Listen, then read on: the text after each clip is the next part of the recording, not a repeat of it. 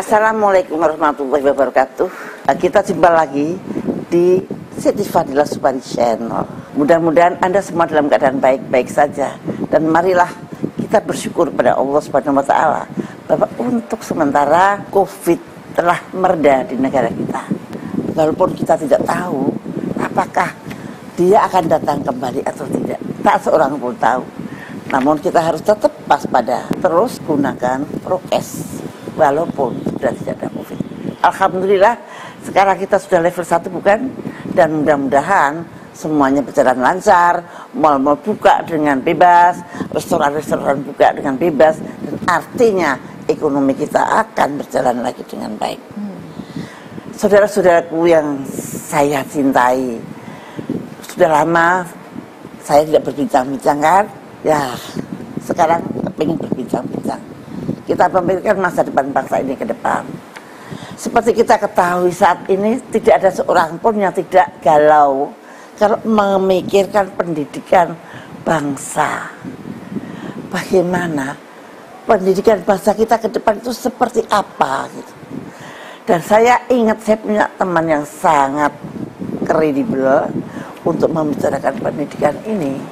Beliau adalah putra seorang proklamator kemerdekaan kita, yaitu Bapak Hatta, Muhammad Hatta, di mana dulu beliau adalah wakilnya Presiden Soekarno memerdekakan bangsa ini. Dan sekarang ada di dekat saya yaitu Ibu Mutia Hatta. Selamat datang Ibu Mutia Hatta. Terima kasih Bu Fadilah Subari. Kita sudah lama nggak jumpa ya Bu ya? Iya. Hanya telepon-teleponan. Dekat di hati. Iya, Bu Mutia Hatta ini teman saya di dalam berbakti pada bangsa dan negara melalui kementerian dan Bantim Pres. Jadi 10 tahun kami menjadi pejabat tinggi negara ini bersama-sama berdua, itu 10 tahun ya Bu ya. Iya. Sehingga kita merasakan perjalanan bangsa ini meskipun cuma sepenggal Ibu. Ibu Mutia masih mengajar di UI. Masih Bu. Bu Profesor Mutia Hatta. Ya, dan beliau masih aktif mengajar dan juga masih aktif di organisasi yang lain ya Bu ya. Iya. Artinya perintis organisasi mengenai keluarga putra-putri perintis kemerdekaan Indonesia. Wah ya. Ibu, saya ingin bertanya tentang pendidikan. Saya melihat sepak terjang Ibu selama 10 tahun itu sangat concern terhadap pendidikan bangsa ini. Maka saya ingin tahu bagaimana sih pembangunan pendidikan untuk bangsa ini ke depan. Bagaimana kita bisa mengharapkan bahwa pembangunan tersebut membuat bangsa kita bisa menjalankan kehidupan berbangsa dan bernegara dengan baik. Sekarang kalau sepertinya kita terteror bahwa sekolah itu untuk mencari uang titik. Padahal kita bersekolah, kita mendidik bangsa ini adalah untuk kepentingan bernegara dan berbangsa. Nah saya mohon bagaimana Ibu menerangkan ini, bagaimana pembangunan pendidikan seharusnya. Terima kasih Bu Fadilah. Ya, jadi sebetulnya kalau kita bicara tentang pendidikan, terutama tentu pendidikan nasional Indonesia, kita harus melihat dulu apakah kita sudah menjalankan tugas, artinya pemimpin-pemimpin negara ini tentu kita mempunyai tugas juga orang-orang yang bekerja di dalam ruang lingkup pendidikan, melihat apakah sebetulnya ada pertanyaan, kita ingin membuat bangsa Indonesia seperti apa? Artinya kita ingin bangsa Indonesia memiliki kualitas seperti apa? Dan itu tentu dikaitkan dengan kita ini tinggal di mana. Artinya kita mempunyai suatu negara yang sangat luas, 5 juta kilometer persegi. Dan saya selalu mengatakan pada mahasiswa saya, kalau kita tumpangi dua peta yang sama, Indonesia dengan Eropa. Jadi Eropa itu dari Inggris ke Moskow, terus juga di bawah ada Mesir sampai Tajikistan, itu wilayah kita hanya satu NKRI, tapi mereka berapa negara? Ya, kalau dibentangkan di Eropa, dibentangkan gitu ya, dalam skala yang sama. Jadi betapa besarnya kita. Tapi apakah kita mensyukuri nikmat Tuhan ini, nikmat Allah Subhanahu wa taala? Tapi juga kita harus lihat waktu kita merdeka, baru merdeka, kita dulu dijajah sebagai Hindia Belanda oleh Belanda. Kemudian waktu itu kita hanya punya luas wilayah 1,9 juta kilometer persegi. Nah, sekarang kita mempunyai 5 juta kilometer persegi. Jadi 2,5 kali. Itu apa sebabnya? Karena setelah kita merdeka, kita mengisi kemerdekaan ini dengan membuat kita maju, tapi juga kita menjadi negara kepulauan, dan dengan negara kepulauan itu kita menjadi satu antara laut dan darat. Itu bersatu, dan 2/3 laut, 1/3 darat itu menjadi wilayah kita, NKRI. Dan di situ kita juga harus melihat bahwa kita sebagai negara kepulauan, maka luas wilayah kita, laut kita, jadi ZEE-nya bertambahkan, tadinya 2 mil jadi 12 mil. Dari situ kita harus menjaga supaya pulau-pulau ini tidak hilang. Ya, jadi ingat saya dulu Jepang itu dengan berbatasan dengan Rusia, ada satu pulau yang mereka mati-matian membuat pulau itu tidak tenggelam. Karena kalau tenggelam maka wilayahnya ke belakang, ke pulau yang berikutnya di belakang. Nah ini artinya kehilangan banyak. Kita tidak boleh seperti itu. Nah, tanggung jawab dari pemerintah dan tanggung jawab dari warga negara adalah menyadari bahwa kita mempunyai anugerah Tuhan yang harus kita jaga.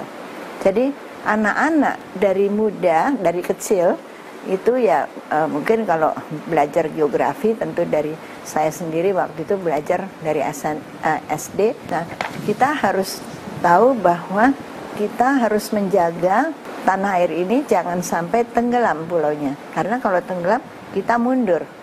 Dan artinya laut yang tadinya milik kita sudah milik internasional dan bisa dimasuki siapa saja.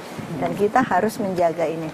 Itu adalah tanggung jawab moral dari kaum inteligensia untuk mengajari masyarakat, terutama juga bahwa itu wilayah kita, ya, gitu ya. Sekolah ya, dan anak-anak diajari untuk cinta tanah air melalui pelajaran-pelajaran yang bagi saya sekarang saya lihat mereka tidak mungkin mereka masih belajar peta, tapi terus terang tidak semuanya tahu peta ya. Tapi mereka sebetulnya harus tahu bahwa kita ini negaranya seperti apa.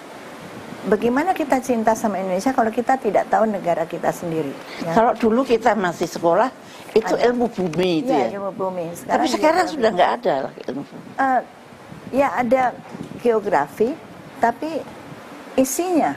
Jadi saya kira kalau kurikulum bisa ditambah beberapa mata ajaran atau juga di universitas ya.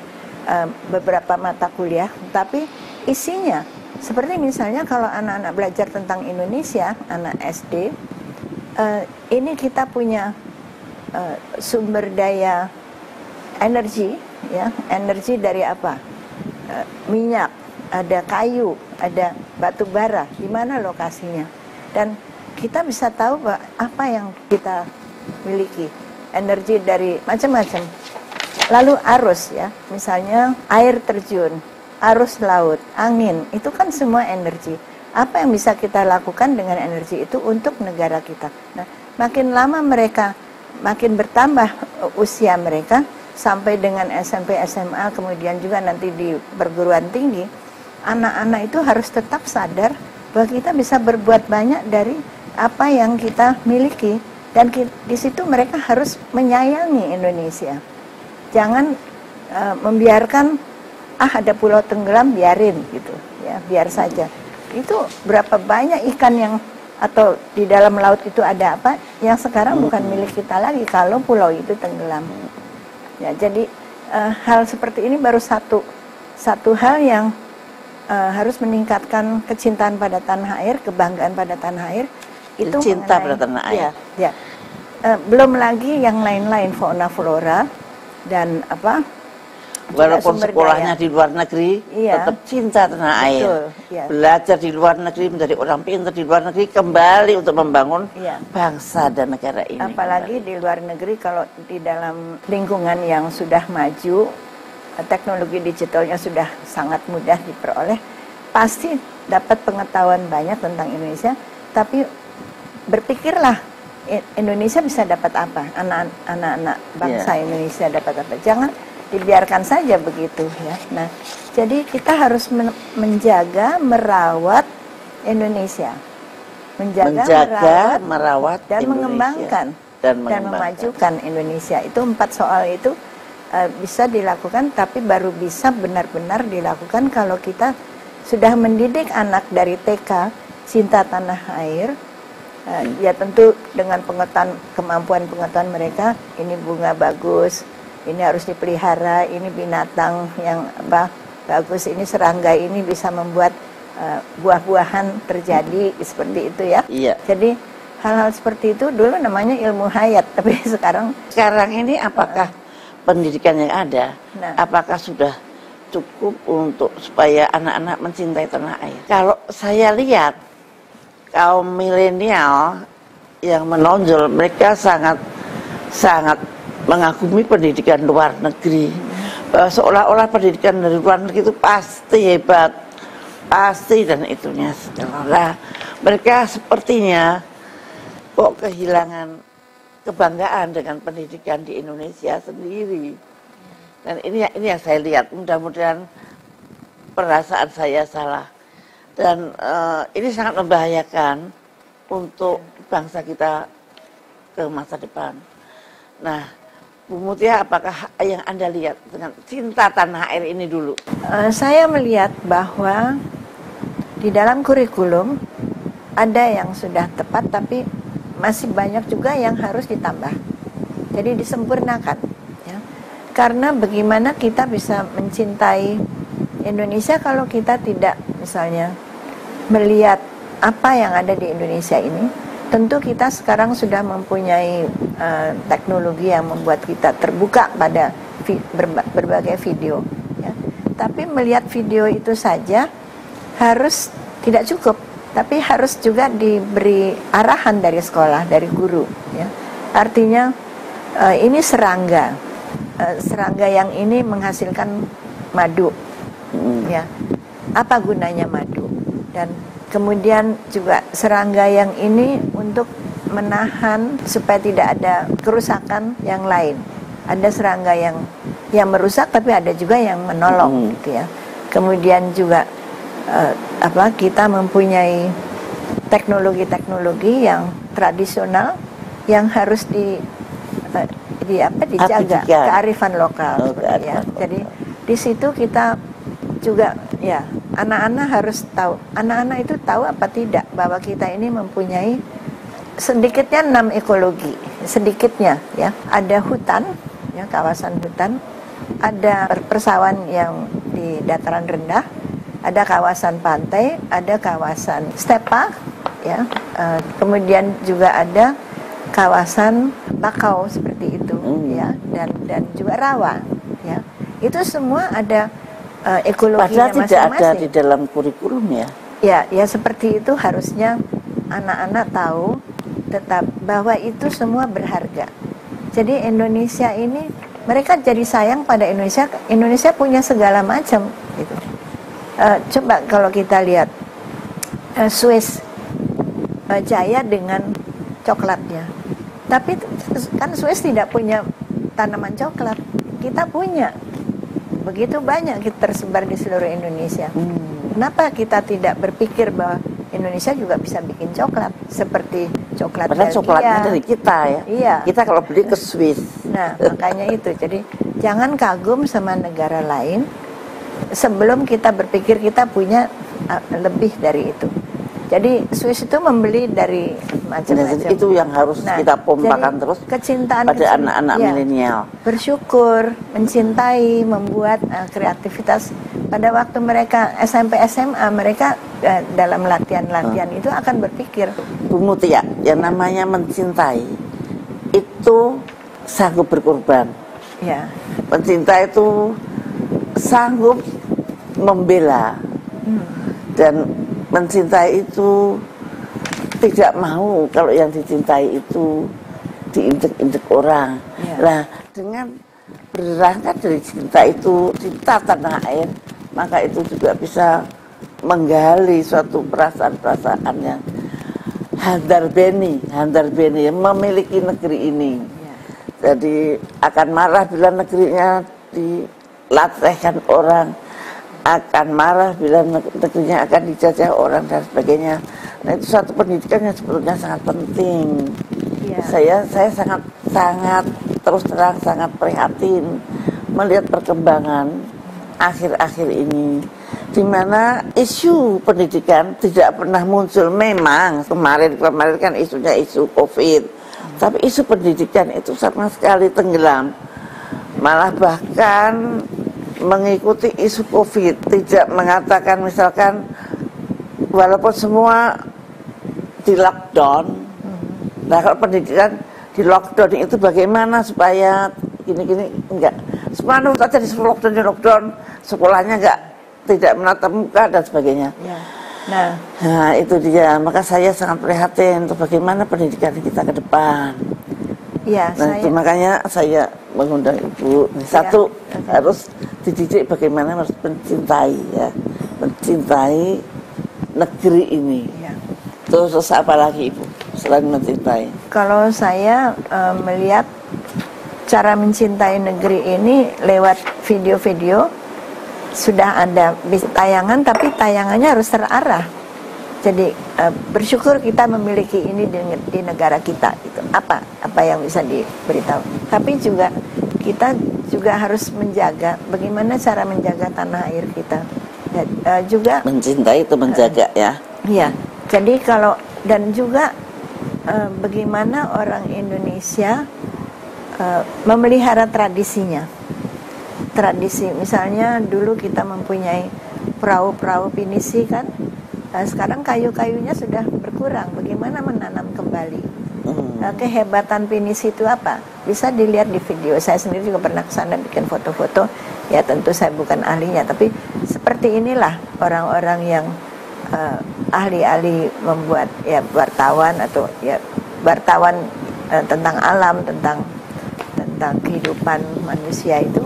Ya seperti di BBC Knowledge atau BBC Earth itu kan mereka menanamkan kekaguman dan kebanggaan, apalagi kita terhadap negara kita sendiri. Itu adalah tanggung jawab dari para wartawan yang mempunyai keahlian fotografi dan juga pengetahuan.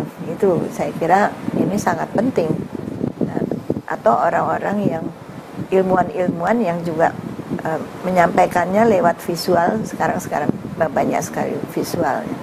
Nah, tapi juga tidak boleh kehilangan orang-orang yang bisa menyampaikan kepada bangsa ini mengenai kekayaan kita, artinya keunikan Indonesia. Kita punya laut yang dalam sampai 4 km persegi 4 km ke dalam gitu. Tapi juga kita punya laut dangkal. Nah, di sini ikan-ikannya berbeda. Bukan hanya ikan, tapi biota yang lain dan apa yang ada di laut lainnya itu juga harus diberitahu supaya cinta. Dan kita memiliki batu-batu mulia, artinya batu-batu yang sangat penting, berharga, mineral, dan juga kemudian juga saya dengar, entah betul apa tidak, saya tidak mengikuti artinya, bahwa dari waktu itu di Surabaya itu yang Lapindo itu menghasilkan lumpur yang sangat penting untuk teknologi yang baru gitu, mineral yang bisa diolah untuk jadi sesuatu hal yang sangat penting bagi kehidupan.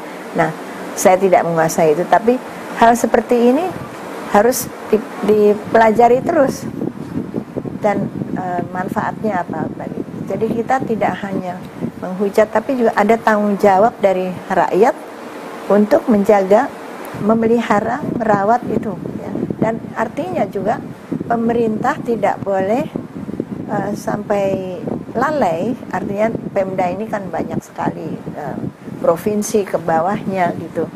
Mereka masing-masing harus menjaga aset-aset daerah, ya. Nah, aset daerah ini jangan sampai begitu saja jualin. Ya dijual, ya kalau dijualin dipanggilkan investor, tapi selalu pikir investor tuh asing. Yeah. Kita ini punya orang Indonesia, anak-anak muda pinter sekali, tapi justru mereka harus diberi lapangan kerja, diarahkan, kemudian kementerian yang bertanggung jawab untuk membangun bangsa ini dalam bidang lapangan kerja, memberikan kesempatan BUMN, Kementerian Tenaga Kerja, dan siapa lagi, itu harus menyediakan fasilitas. Karena ya kita memang mendidik orang, tapi juga memberikan lapangan kerja. Itu kan pasal 27 ayat 2 dari Undang-Undang Dasar 1945 sudah menegaskan bahwa tiap warga negara berhak atas pekerjaan dan kehidupan yang layak dari segi kemanusiaan. Pekerjaan, jangan sampai menjadi orang yang menganggur. Jadi ini tanggung jawabnya langsung dari pendidikan langsung ke lapangan kerja, tapi tidak semua orang harus menjadi pekerja, ya, tanpa dia mempunyai kesempatan untuk berkembang kreatif untuk menghasilkan pekerjaan baru, lapangan pekerjaan baru gitu. Jadi ini harus diberi kesempatan. Jadi jangan hanya buruh di satu tempat, di pabrik itu saja gitu ya. Tapi mereka harus punya kemampuan. Nah, ada nilai tambah ekonomi, tapi juga nilai tambah sosial budaya, kepandian untuk mengkreasi sesuatu yang baru. Jadi ini sangat banyak yang harus dilakukan di dalam bidang pendidikan. Dan kalau di negeri kita, ya. Dan kalau dikatakan bahwa sekarang merdeka belajar, ini belum selesai ini. Merdeka belajar tapi harus dikaitkan dengan apa yang dibutuhkan negara kita.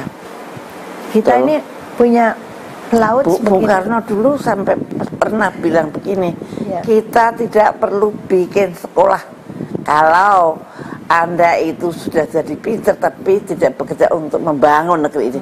Kita menjadi pinter adalah hanya untuk membangun negara dan bangsa kita. Betul.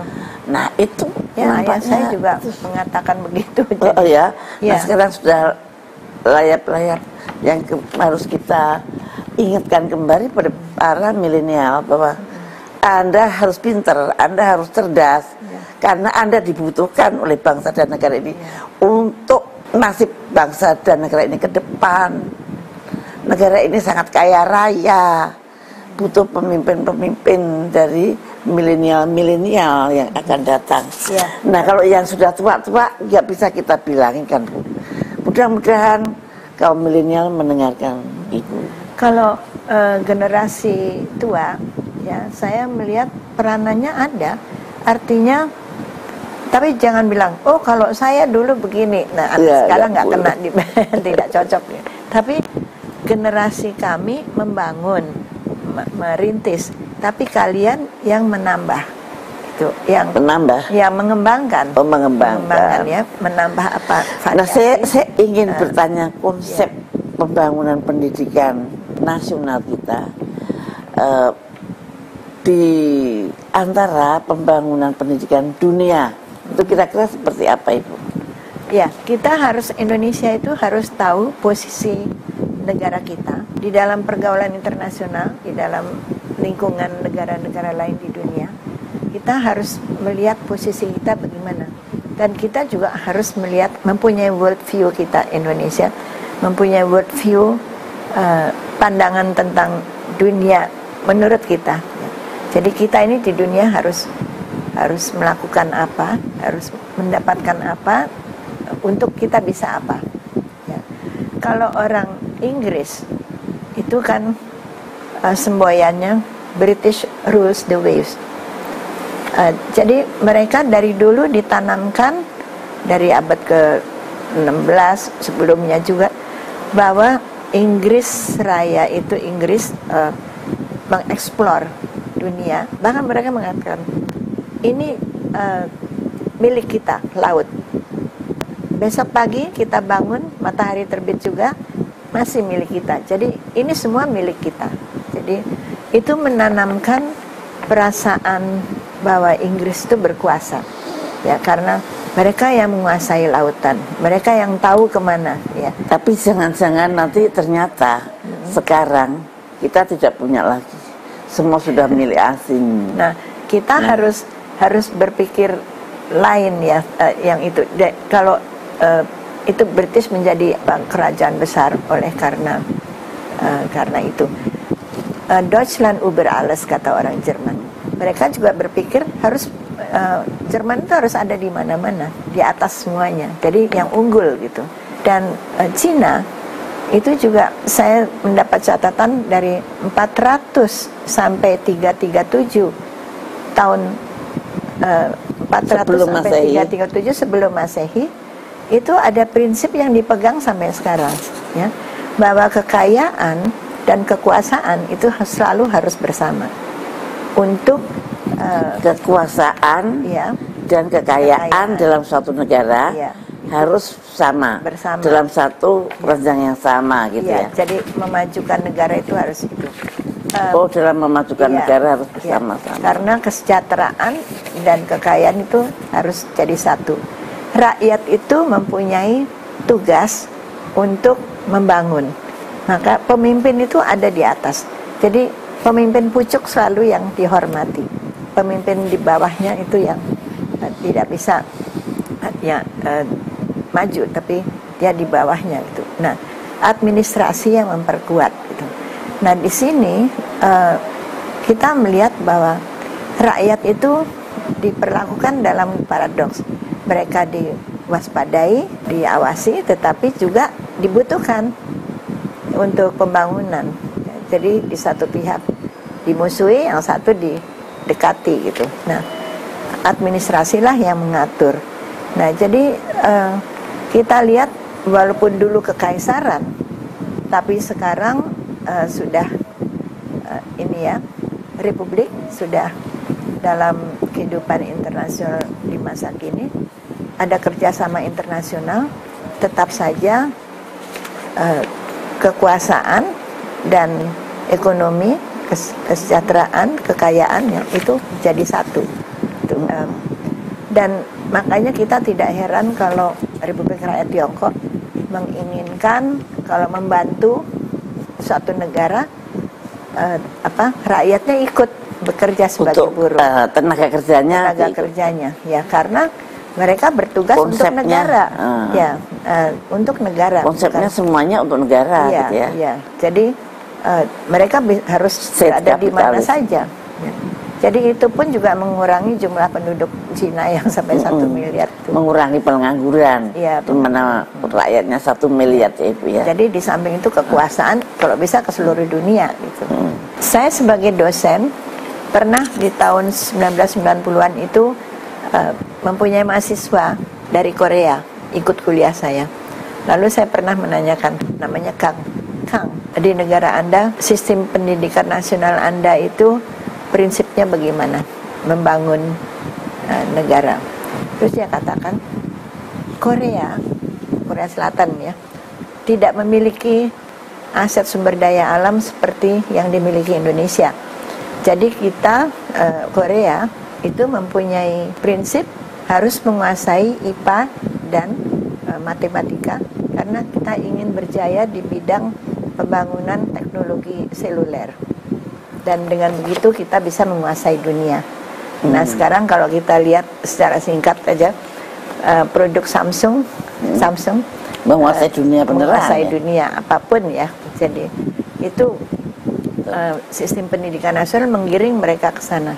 Dan orang Korea juga mempunyai karakter, mereka ketika menyampaikan hiburan, sekarang kan K-pop dan sebagainya itu, video, film, ya, sinetronnya, mereka itu juga membuat orang asing yang menonton menyukai Korea, ya.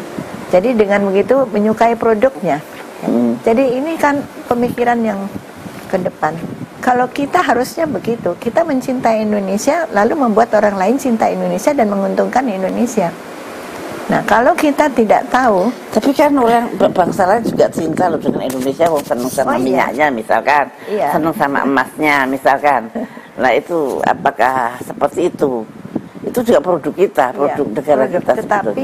Tetapi apa begini, kita harus mendapatkan manfaat dari itu. Ya itu Ya. yang penting. Nah, kalau kita Seberapa barangkali rakyat Nah, menikmati karena kekayaan mereka alam. bukan pengusaha, yang mayoritas bukan mereka, ya, Bukan rakyat, ya. Dan ini yang harusnya kesempatannya diberikan oleh rakyat, karena kita sudah punya perangkat-perangkatnya, misalnya koperasi, UKM. Kalau ada yang seperti orang-orang kita biasanya hanya menjadi perantara. Ya, tapi kalau kita tidak membangun koperasi sesuai dengan prinsipnya, tidak membangun UKM sesuai dengan prinsipnya, yaitu tidak tertekan oleh liberalisme, prinsip kapitalisme, liberalisme, ya kita bisa maju seperti itu. Nah, jadi mencintai Indonesia itu membuat rakyatnya berdaya, bukan hanya Ya, rakyat berdaya. Iya, bukan hanya ditulis di konsep saja, tapi betul-betul dilaksanakan. Nah, ini seperti saya waktu itu pemberdayaan perempuan kan, Kementerian Pemberdayaan Perempuan. Sampai sekarang masih ada perempuan yang ditindas malah lebih banyak lagi. Seperti itu. Macam variasinya banyak sekali. Jadi kita cinta perempuan Indonesia tidak gitu. Apakah kita mencintai rakyat kita? Kejahatan terhadap anak juga banyak. Kita mencintai anak-anak kita atau tidak gitu. Nah, seperti saya barusan ini mendengar tes itu di rumah. Kamu sholatnya menghadap kemana? Ke sono. Sono itu mana gitu. Itu arah apa? Nggak tahu. Dikasih tahu arah kiblat, tapi itu ke sana tuh kemana? Bahwa itu barat nggak tahu. Jadi mata angin tidak tahu, Bu. Itu zaman sekarang loh. Hari ini loh. Saya tes sebelum saya kemari. Ya. Jadi ya begitu. Jadi kalau di Jakarta saja sudah begini, apalagi yang ya mudah-mudahan di tempat lain lebih bagus itu. Tapi bisa terjadi karena ketidakmampuan untuk mengawasi, menyadari hambatan-hambatan pendidikan. Ini terjadi. Anak Jakarta nggak tahu arah mata angin.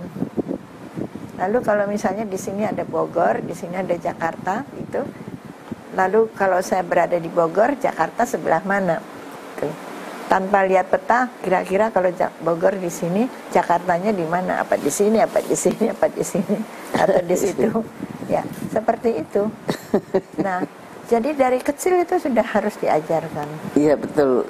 Kadang-kadang sense arah itu juga nggak ada. Jadi pada waktu saya tahun 75 kan saya pindah ke Jakarta. Kalau di Solo atau di Jogja, Bu, pasar Legi itu kemana saya harus ke sana? Oh, ke arah sana, Bu. Lah, ke arah sana betul-betul ke arah sana. Pasar Legi ada di sana. Iya. Tapi begitu pindah Jakarta, saya tanya, jalan ini mana? Di situ, padahal jalannya di sono. Aduh, saya naik diri. Ya, saya naik diri sampai sekarang. Arahnya. Arah itu kan yang sangat penting. Orientasinya itu. Aku sampai shock gitu. Waduh, gimana? Kalau tanya arah itu pasti nggak tahu. Nah, itu apakah itu kebudayaan? Nah, hal-hal yang sepele ini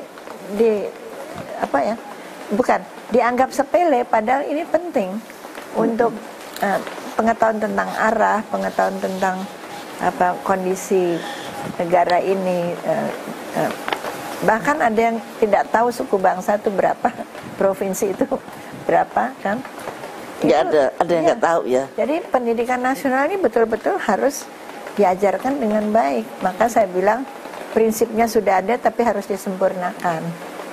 Itu ya, kita menyalahkan siapa juga percuma. Tapi nah, kalau merdeka belajar itu adalah merdeka tapi tidak bisa lepas merdeka, tapi harus terkait pada tanggung jawab kita sebagai warga negara yang akan membangun negara ini, anak-anak muda tentu, milenial, untuk tahu apa yang mau Indonesia membutuhkan apa, dan di situ saya bekerja. Kalau saya IPA, saya mengambil mata kuliah IPA, ya, atau di SMA gitu. Ya. Kalau kekuatannya di dalam bahasa, ya berbahasa Indonesia yang baik, dan mengetahui kenapa bahasa Indonesia menjadi bahasa pemersatu. Dan kita tidak tahu Pancasila, nggak apa, ya, bangsa kita. Yang lebih berbahaya sudah nggak tahu butirnya, tetapi juga tidak tahu filosofinya. Kenapa? Artinya apa sih ketuhanan yang Maha Esa sampai dengan keadilan sosial untuk seluruh rakyat Indonesia? Itu harus diajarkan di sekolah. Dan saya selalu bilang kepada mahasiswa saya, bawa Undang-Undang Dasar 1945, baca gitu, ya. Nah, sekarang pertanyaan berikutnya Ibu Fani, mumpung Anda ada. Ya. Menurut Ibu Mutia, apakah pendidikan, pembangunan pendidikan nasional di negara kita ini sudah sesuai dengan Undang-Undang Dasar 45 apa belum? Kalau menurut saya sih belum sepenuhnya. Ya, belum. Belum ya? Belum, ya. Kenapa dan bagaimana? Ya, kalau kita melihat hak-hak rakyat itu belum terpenuhi, ya. Misalnya rakyat berhak atas pekerjaan dan penghidupan yang layak bagi kemanusiaan kan belum terpenuhi, dan sistem pendidikan itu kan juga sistemnya sistemnya bisa untuk nanti kita bekerja, kemudian juga mempunyai kehidupan yang layak bagi kemanusiaan. Ya, kita orang harus belajar dulu, tapi tidak diberi kesempatan, lalu ada banyak orang yang sudah lulus tidak bekerja. Nah, bingung kan jadinya. Yang salah apanya itu? Ya, sekolah kita kejar-kejar orang disuruh sekolah. Ya, jadi begitu lulus gak ada kerjaan. Nah, ya, karena kita sering tidak teratur dalam menetapkan kriteria. Misalnya harus kualitas ini, kualitas itu, ya. Orang yang belajar sesuatu tentang misalnya pertanian, tiba-tiba kerja di bank. Ya, seperti itu. Setelah IPB kerjanya di bank, ya, ITB kerjanya di bank. Kalau ada masih kaitan dengan pertanian nggak apa-apa gitu, tapi kadang-kadang sama sekali tidak. Kemudian juga dipikirkan bahwa pekerjaan pendidikan itu hanya untuk mencari lapangan kerja dan menjadi orang yang disewa tenaganya gitu. Bukan itu. Kita justru harus membangun orang-orang yang cerdas di bidang penelitian. Ya. Tentu kita sudah mempunyai bidang-bidang program studi yang banyak, mulai dari S1 sampai S3, ya.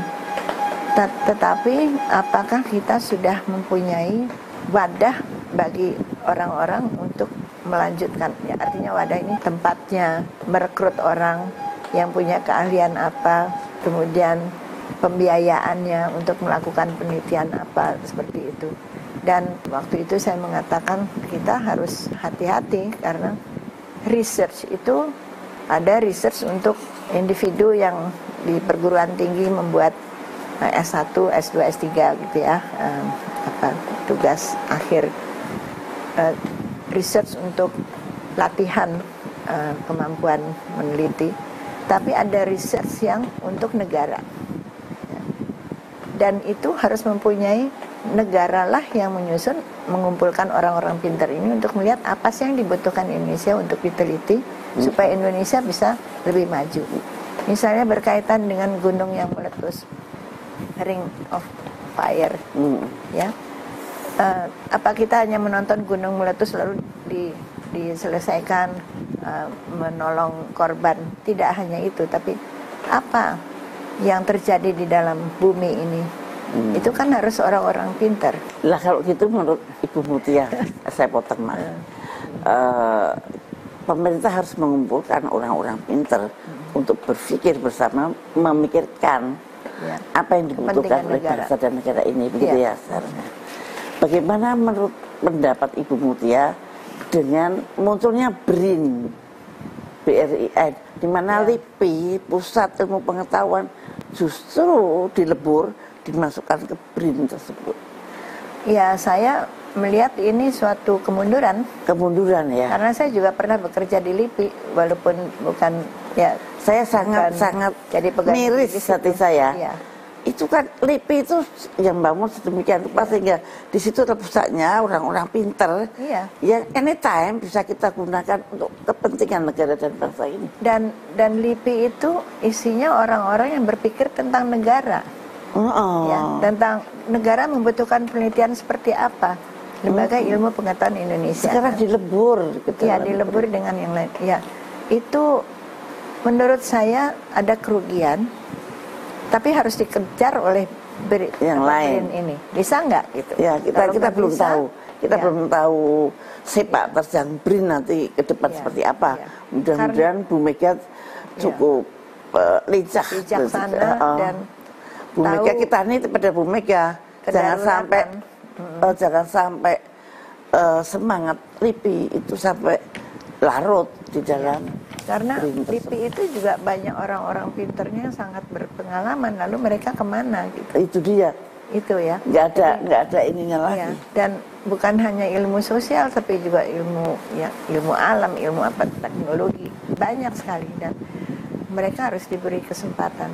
Dan seperti ada penelitian nasional, seperti saya pernah ikut dulu tahun 1980-an ya.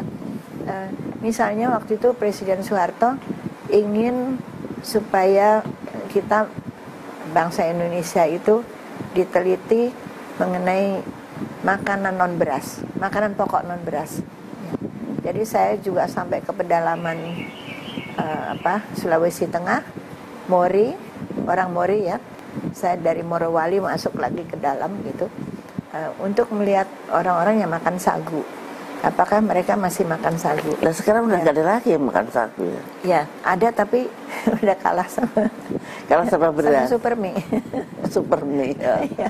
Ya. Tapi jadi, itu kadang-kadang perubahan itu kedesayaan yang tidak semua bisa kita bendung. Betul. Jadi kita tidak punya terigu tapi impor terigu, padahal makanan pokok non beras itu dan tepung-tepung non beras itu banyak di Indonesia.